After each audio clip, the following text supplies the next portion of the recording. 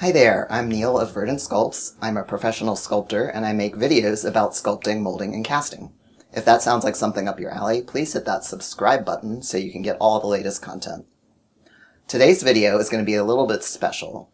I'm going to be taking you through the entire process of how I make my holiday ornaments. So that means we're going to be sculpting, molding, casting, and painting today. This is my holiday gift to my viewers, and I really hope you enjoy it. I've even added in some festive music for you to enjoy as I work. If you make it all the way through to the end, you'll be treated with a look at the final ornaments. So let's go ahead and get started. Alright, so we're starting from the very beginning here. I am working with Monster Clay, which is my go-to clay for molding and casting projects. It is a reusable clay that is both oil and wax based. Here I have heated up some clay in the microwave, and it's cooled down just enough so it's easy to mold but not squishing all over the place. I like to start off all my sculptures with a really quick block out, and that's just getting all of the major shapes into place before I start messing with the details. So I kind of last minute decided that I wanted to do a Tanuki for the ornament this year. Originally I was going to do a maned wolf, but it ended up being just too complicated. I then thought of a raccoon, and when I was doing an image search I found raccoon dog, and I was like, oh yes, Tanuki, that's the winner. I was looking at reference photos, but not really having any specific pose in mind, except I knew that I wanted the feet to be sticking up so I could sculpt some toe pads. So you can see here I'm just kind of slapping those basic shapes into place. And that's why it's nice to have the clay warmed up a little bit. It's easier to form those big shapes. And as I work, it's cooling down a little bit, and by the time I'm ready to start adding more detail, it'll be firmed up enough to kind of handle the tools better. You can see I'm mostly using my hands at this point. I use the rubber tools a little bit to help close up seams or get to areas that my fingers can't reach, but for the most part I try to just use my hands. And it's kind of hard to tell the perception of time with this video, but I do have it sped up at double speed and it's cut down, but I get the initial block out done in about half an hour for a figure this size. So I'm just moving really quick. And I decided I wanted to give him a little gift package to be holding. That's what the little cube there is for. Kind of add a little festive element to it, though he's not just hanging there.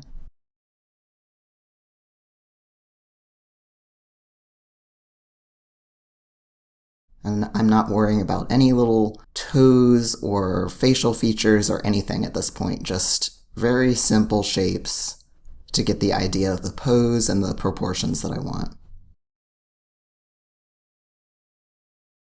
Adding a little bow to the box that I end up moving a little bit later, but that's fine. You will end up modifying your original ideas to better fit the final project. This is pretty much the initial block out here. After I put the eyes in, that's kind of my final step. Those are just little steel ball bearings that make it easier to sculpt around. Using clay balls, those just will squish out of place, so it's nice to have a nice solid sphere to sculpt around. And now begins sort of the detail phase, where I'm just refining what I've already put in place. You can see I started with just carving out the ear shape a little bit, and now I'm just placing in strips of clay to define the different planes of the face, like the eye ridge and the cheekbone, the forehead, and the muzzle there. And I just slowly build up the forms with little bits of clay, smoothing them in as I go along, but not really going too far with it because I know that I'm going to be modifying it. But just trying to get the major lumps out as I work. Now that I've laid in some shapes for the muzzle, I'm going in and refining the mouth line as well as the lines around the eyes so I can get some eyelids in, which I'm putting in here with thin strips of clay. And then just kind of blending those in with my wire tool there. And I will link to all of my materials, by the way, in the description below, if you're interested in anything you see me using in this video. And getting into some of the finer details on the face there, like the nose and the nostrils. I love using the large wire loop tools to help refine forms and get them pared down to the size that I need them. And then using this fine wire loop tool, I like to define lines, like where the toes are, and just where like that elbow there overlaps the body. Just going in and defining that line really helps add some depth. Now I'm starting to add in some of the fur, beginning with the cheek tufts there. Fur does take quite a while to build up and look realistic. I usually do several passes. So this first pass here gets the initial flow of the fur, especially around those larger clumps like around the cheek tufts. And then I will be going back with more clay on top of that and adding some more volume and variety in the different hairs and strokes.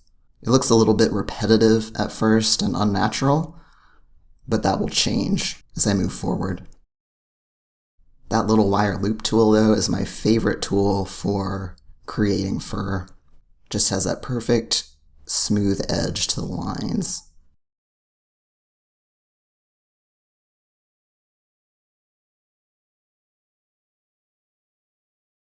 And now, as you can see here, I am doing that first extra buildup of fur. I actually realized the neck needed to be way fluffier. So I'm just going over the lines that I drew and just adding in some layers of fur. And that's why I don't like to get anything looking too refined, because chances are I'm going to be going back over it, like I did just then. Adding in some longer fur on top of his head, give him a little character. Carving out little areas for the toe pads that I will be placing in with little bits of clay. As I was sculpting this, I'm really taking into consideration the fact that this is going to be cast. So I want to think about how easy this is going to be, or how difficult it will be to remove from a mold, and how the resin will flow when it's being cast.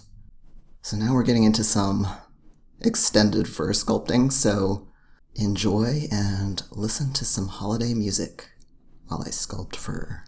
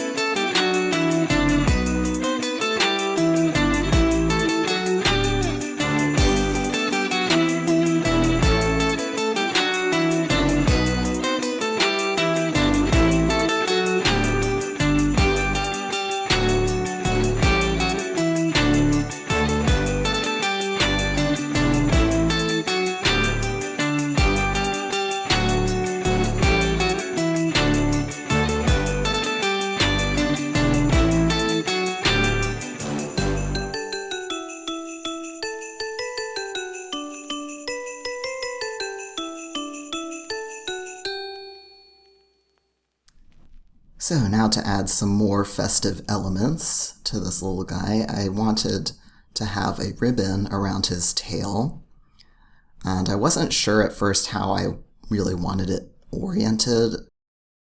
Originally I was thinking maybe a little bow, but that just looked like not enough, and eventually just playing around with the strip of clay there, I decided a ribbon that was curled around the tail would really add what I was looking for.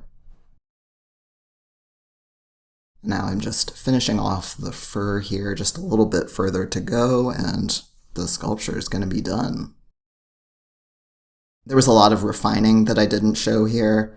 It was pretty much just more of the same thing over and over, and since we've got a lot of content to cover here, I decided to cut down on that a little bit. But fur is a very involved and long process.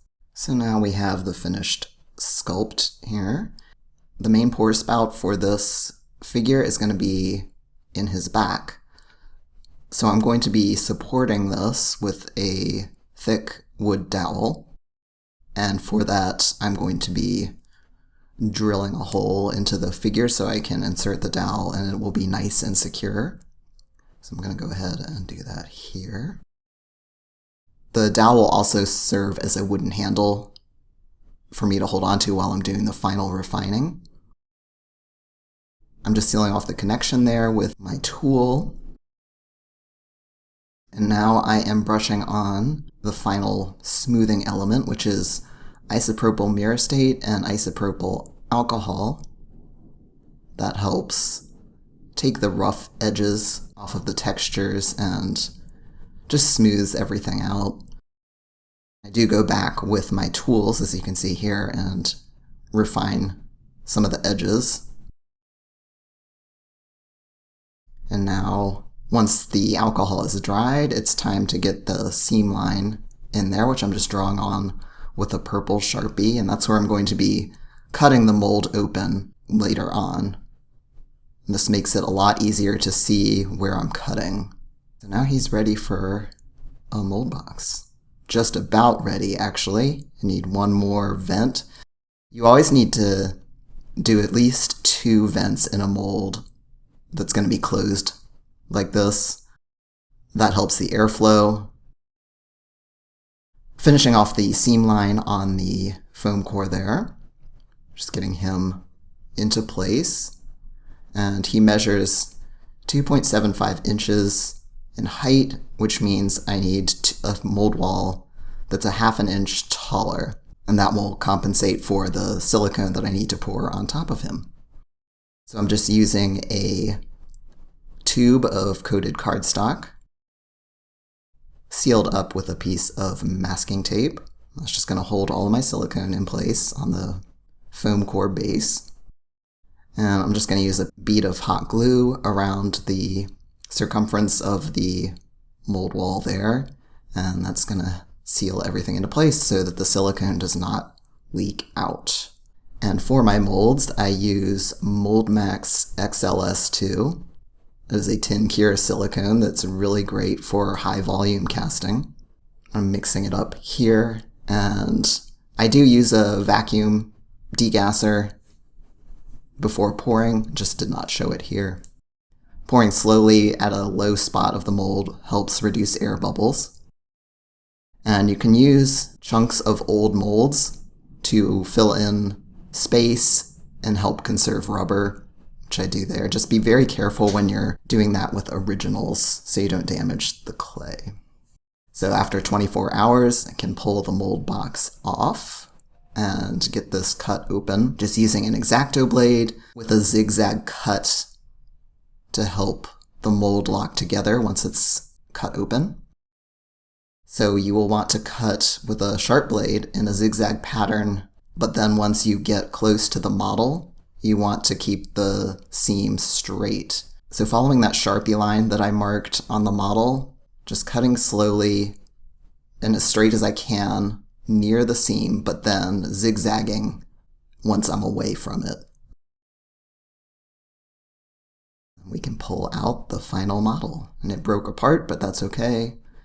because we are going to be taking a master cast from here that I will be casting with Smooth Cast 305, which is an opaque resin. So this cast will be used for my final molds. I'm just getting the resin mixed up here. So after it's cured, I can pull it out of the mold here. And this cast is going to get finished and cleaned up and used for my final production molds. Though this seems like a wasteful process, I only got one cast out of that mold. It's really worth the extra step to get a nice refined figure for the final production. So getting started with cleaning this up, I first cut off that sprue there with some snippers, and then use my X-Acto blade to clean up the seam line.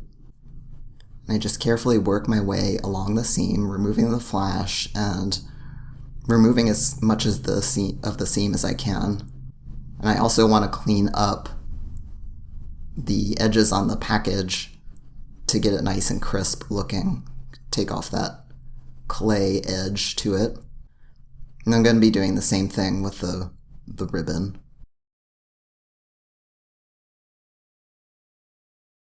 This figure won't have a lot of sanding to do since he's got fur. I don't want to sand off all that detail, but I do want to at least knock off that kind of surface layer roughness that makes it look clay-like. It's just adding a little extra polish that's going to show in the final molds. And here I use wet sanding, where I just dip the sandpaper in water as I sand. That helps get a smoother finish.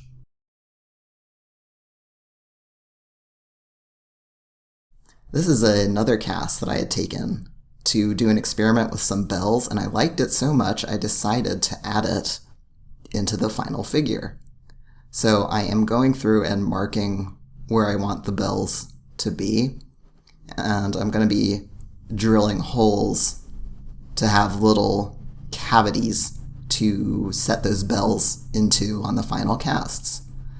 I think this is a really fun, festive addition to this that I wasn't initially planning, but the ribbon just looked so bare to me, and I didn't want to have to hand paint patterns onto it, so this idea kind of just came to me.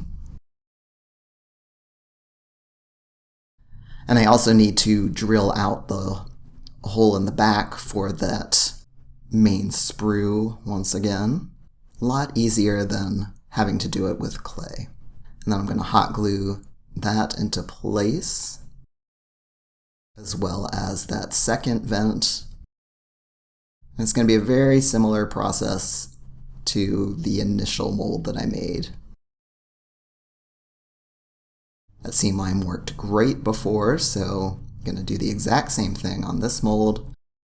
Get him into place on the foam core, and getting that coated cardstock tube glued into place with a little piece of masking tape on top to help it from deforming.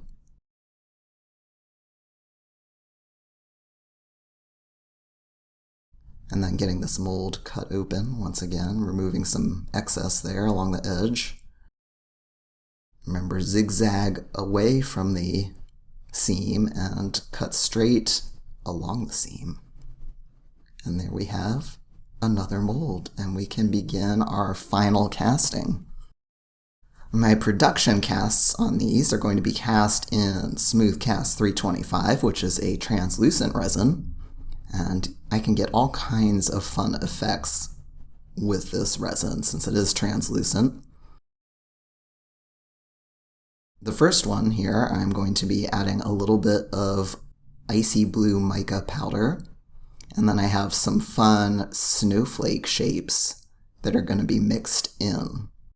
And the great thing about this 325 resin is it is a quickset resin, so glitters will suspend throughout the cast. And you can see here, when I demold this guy, that there are little snowflakes that actually ended up settling further along the bottom I think because it's colder out right now and the resin isn't setting quite as fast. But it ended up being a great look. For this next cast, I will start out with just a smidge of white dye, which adds a bit of opaqueness, then adding some mica powders as well as some mylar flakes to add some shimmer, and a little bit of iridescent glitter. I'm trying to go for an aura look, and this ends up being perfect. Again, the glitter is suspended nice and evenly throughout the figure, with the heavier stuff kind of settling towards the bottom, but again, that works with what I'm doing here. And doing some more with the same idea of mixing in mica powders, glitters, and the white dye to get this really whimsical, magical look. That one resembled snow. And I wanted one that was a little more natural. So I've got the white dye, some brown mica, and just a touch of gold mica. And that white dye really has a unique look, like compared to opaque resin, which is just opaque all the way through, no light will pass through it. This kind of gives it almost a waxy finish. And now I'm doing another one with some green mica powder and green glitter. Nice and festive. So the finer glitter really suspends nicely with the 325. The slower set resins, this fine glitter would settle down to the bottom, but since this cures really, really fast, it suspends throughout the figure.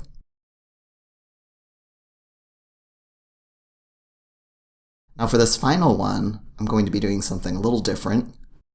First, I need to spray some mold release. I first give it a light spray and then use my brush to get all of the release into the different crevices and cracks. Make sure it's evenly coated. Test to make sure it is dry before moving on. And then I'm going to be using gold powder on the inside of the mold, so I just scooped a little bit in there, closed it up and gave it a shake to disperse the powder a little bit, and now I'm using my paintbrush to coat the inside of the mold.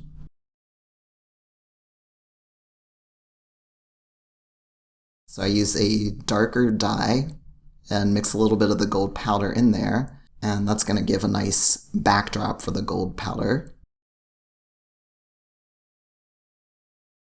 And as you can see here, I've got a nice metallic gold figure. So now it is time to clean up our figures, and just like I did with the master cast, I'm just going in with my X-Acto knife and cleaning up the edges. The seam line is pretty great and goes along the fur. There's not a lot of cleanup work to do. The only problem area is where that big sprue was. It's a big smooth spot on his back now, so I got to take care of that, get it blended in a little bit more. So I'm just roughening up the surface a little bit and now going in with my X-Acto knife and carving in a little bit of fur detail. Since it's on its back, it's not a huge deal.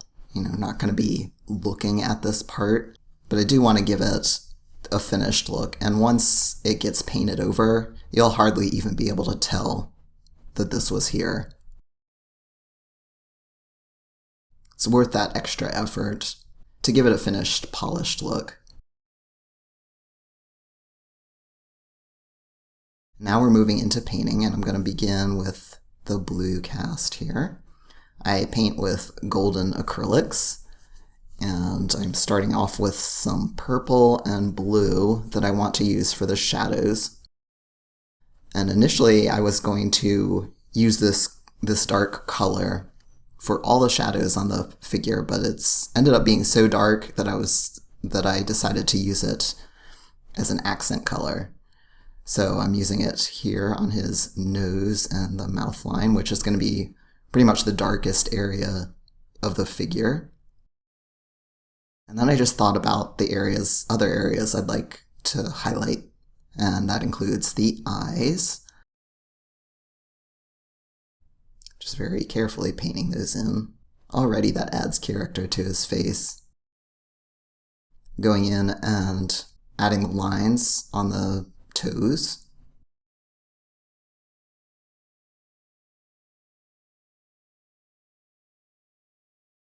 And of course, painting in those toe pads.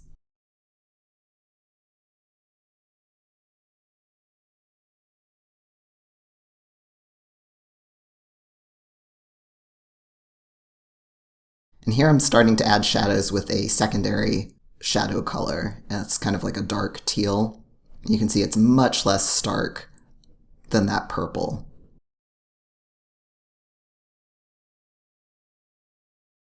So I'm going in and adding some tips on the ears and just shadows throughout the fur. And adding in his Tanuki mask.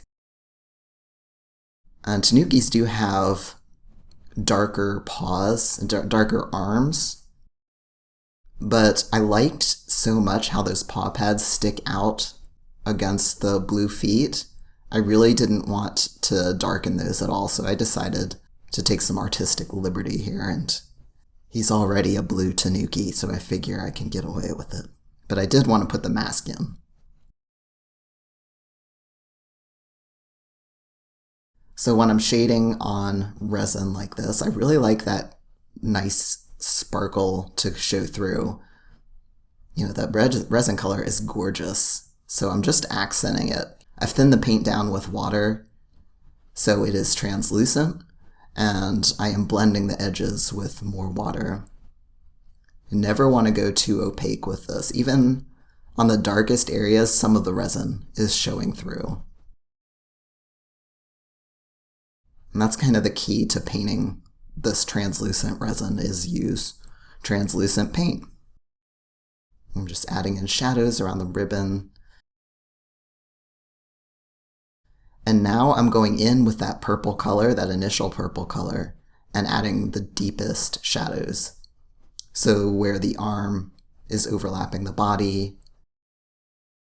where the cheek is overlapping the neck, any major overlap areas or darker crevices, I'm going to put this darker purple, and that's going to add a lot more contrast.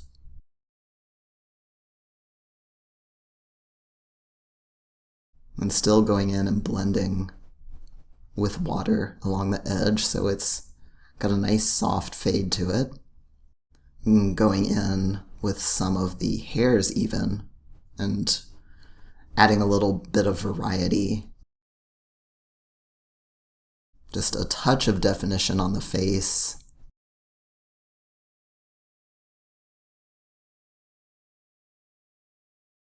And just see how that little bit of extra shadow really brings everything to life. And finally, we've got a highlight layer, which is just a very pale teal color, going in and hitting some of the individual hairs on the face, thinking about where the high points of the face are, like around the eye ridge and cheek, as well as the eyelids, the bridge of the nose there. Don't go overboard with the highlights. Just add little touches here and there, but it just makes a huge difference. I'm also painting the insides of the ears to match that highlight color. And notice when I'm doing the hairs, I'm not going along the entire length of the hair for the most part, just the tips.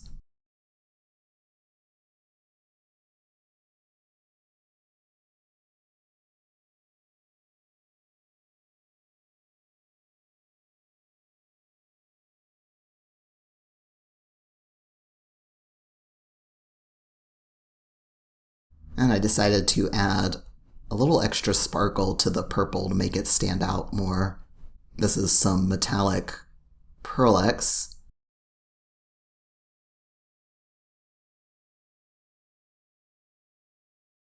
And brushing it onto the eyes as well. And the ribbon on the box. And yeah, that just brought everything together. Nice contrast of textures with that Pearl X.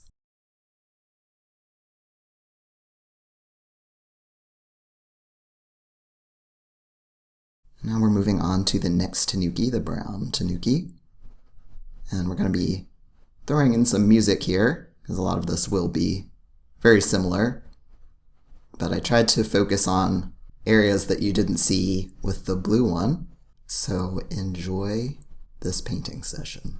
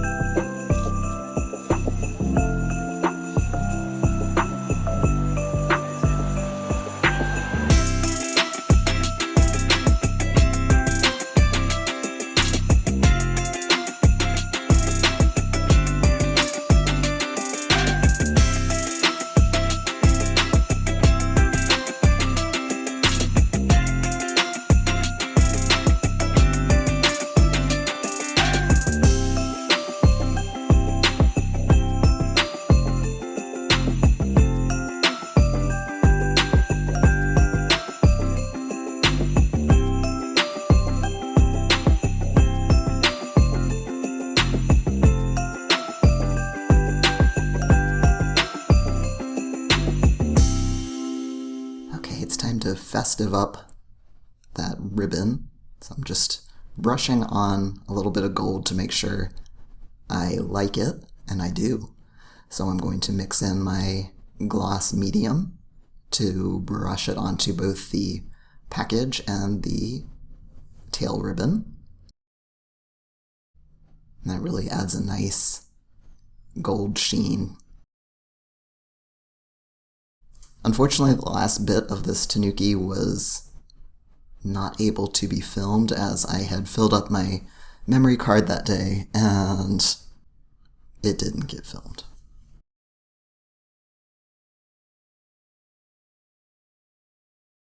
And now moving on to the white Tanuki.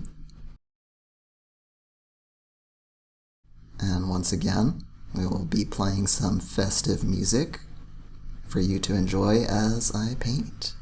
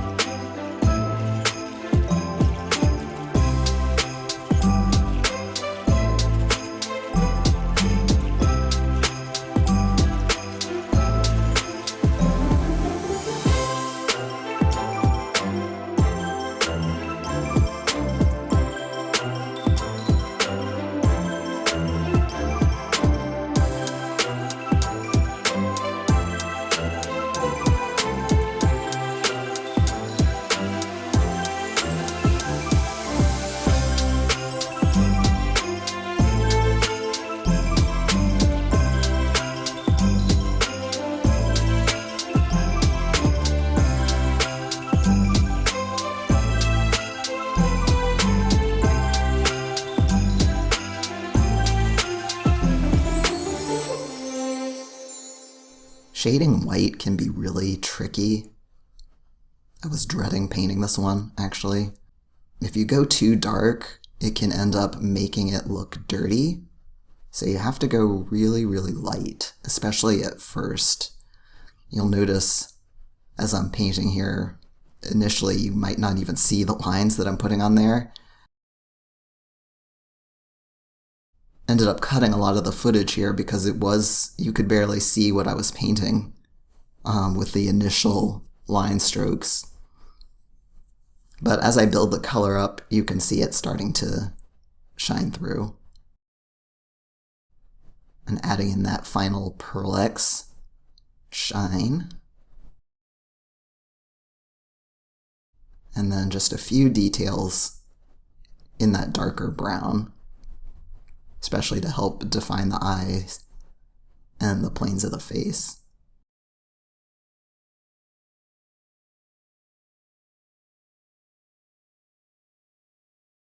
Beautiful. I also did a dry brush layer there of silver. You just can't really see it, but I'm going to be doing the same thing with the frosty colored Tanuki here. I mixed the mica powder with the gloss medium, and now I'm dry brushing that over the surface of the figure. And in case you didn't know, dry brushing is just brushing off the paint onto a paper towel, as you can see me doing there, just leaving a little bit of paint left on the brush and then brushing it over the figure. It's a quick way to add depth to a figure.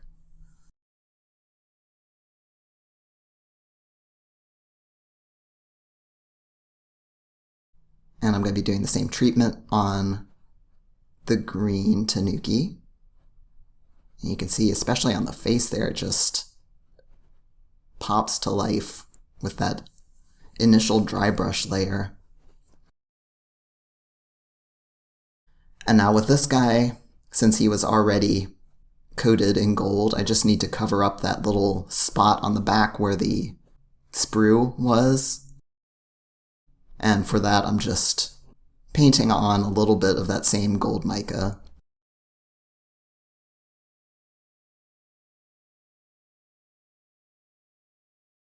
And now it is time to assemble our ornaments. I first need to put in some screw eyes to the tops of the figures so that they can hang. I've already pre-drilled some holes into them, and I'm just going to be screwing these little screw eyes in first by hand and then tightening them with my pliers. So let's go down the line and assemble some ornaments.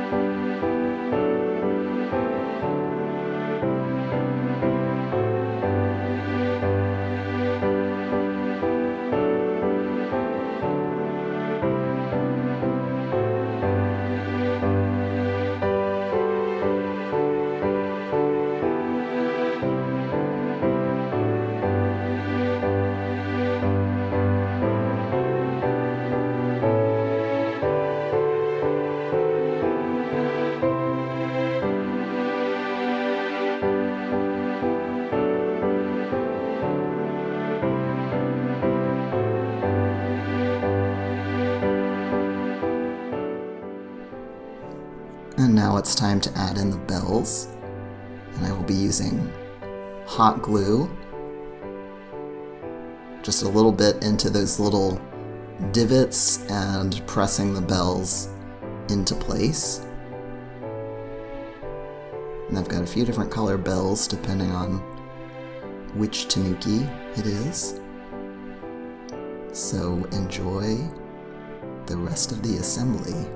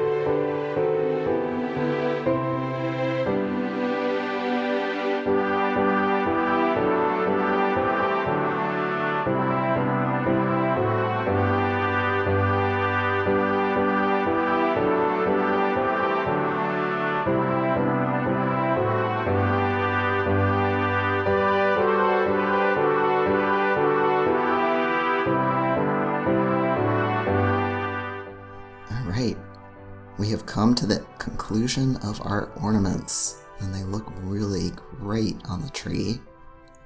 Lots of sparkle and shine.